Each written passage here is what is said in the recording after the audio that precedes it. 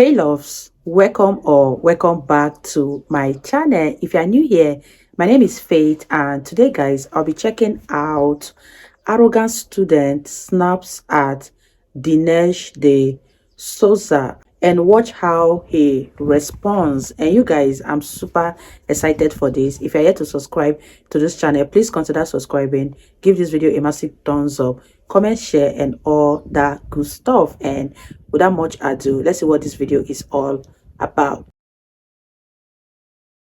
Greatest allies, we live in a time where you can check on your phone. So pull out your phone. Pardon me? I have checked on my phone. I'm sorry to interrupt you, but I won't be allowed to ask you this. It's okay. Let her go. Okay, tell me. Kevin M. Cross has in fact shown you all the statistics that you claim are untrue. What you say about the Southern Democrats is not unknown. I am in fact an immigrant like you. I come from the same country that you come from.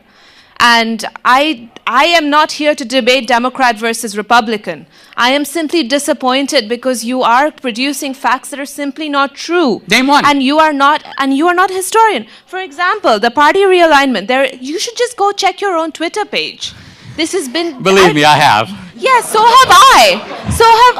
Yeah. And I can see that you've been missing... Okay, let's pause. We need to situate what you're talking, because you're making references here that need to be brought out. There is a historian at Princeton named Kevin Cruz. And Cruz and I have been having a kind of a Twitter fight, if you will, about Dixiecrats. Now, Cruz plays a very sly game. He counts as Dixiecrats people who are not Dixiecrats. And so if I say to him, only 2 racist Dixiecrats became Republicans, he goes, what about John Tower? What about Jesse Helms? What about Trent Lott? And my response is, don't be an idiot. We're talking about Dixiecrats. None of those were... History. He cannot be an idiot. Hold on. This is literally his research. It's not his research. He has written one book on white flight in Atlanta. Hold on. Hold on. Let's... You've asked him to debate him. But I can inform you, Mr. D'Souza, that this is not how academics works. You can write a paper, he writes a paper. Don't you let her talk? I can speak. I thought the idea is free speech. You could have waited on mine to ask. I did wait on mine. Guys, hold on. I think what he's trying to say is that somewhat like the illegal, you want to jump the line. And no, hold on. Hold on. You stop it. You make pot shots. You don't want this phone. Don't shout. Well, don't heckle me. 1 second. First of all, I was the person who said let her speak.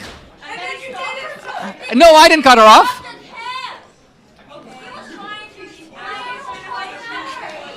Okay. All right. Hold on. I'm going to do one more thing.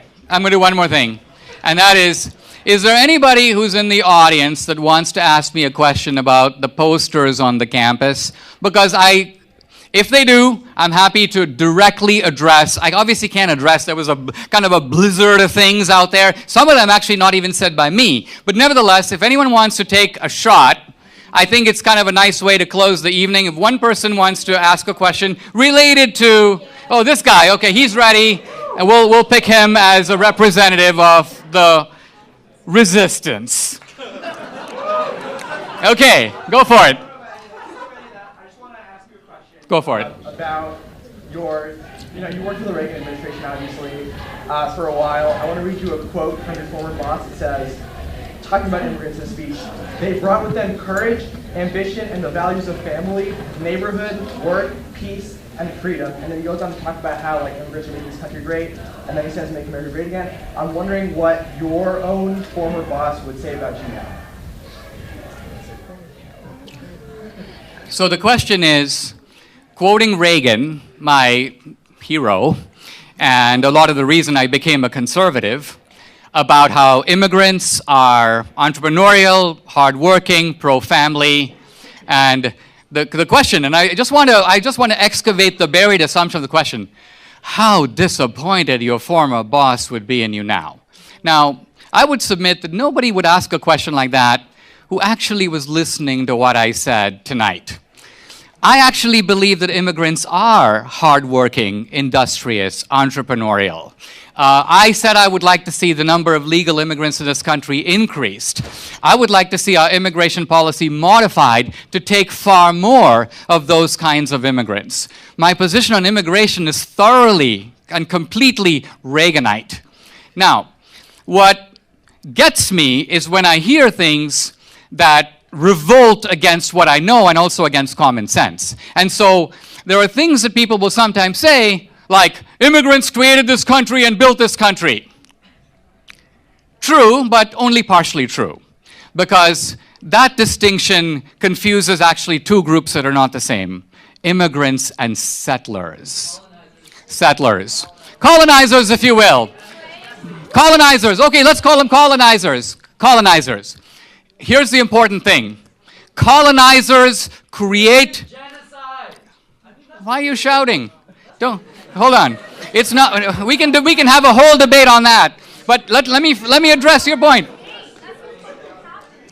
Colonizers create the country that immigrants want to come to. Think of that paradox right there. In other words, if the colonizers were such horrible guys and have done such a botched up job of creating this country, why on earth today do immigrants from all over the world still want to come here? Why do we even have to talk about a wall in the knowledge that if we didn't have a wall, half the world would come here? What was it about those colonizers, despite their colonization, that was so powerful that 150 years later, the country that they made is still the magnet for the world? So immigrants like me will jump over fences, stand in lines, pay a lot of money, abandon our families to come to the country the colonizers made.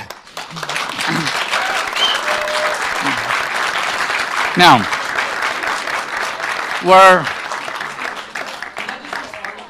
all right, let's make this the last question in fairness, and I will have extended the time. Go for it. The mic is yours. If that's the case, that the colonizers have created this wonderful country for people, why is it that the very descendants of the people that lived here before colonizers came in are the ones that are almost the most marginalized in this country and systematically suffering because of that? Yes, I'll try to answer that as best I can. The condition of the American Indians, historically, we have to look at it twofold: historically and today. Historically, it was the Indian Wars, the broken treaties by the white man, the wounded knee, the battles, the massacres.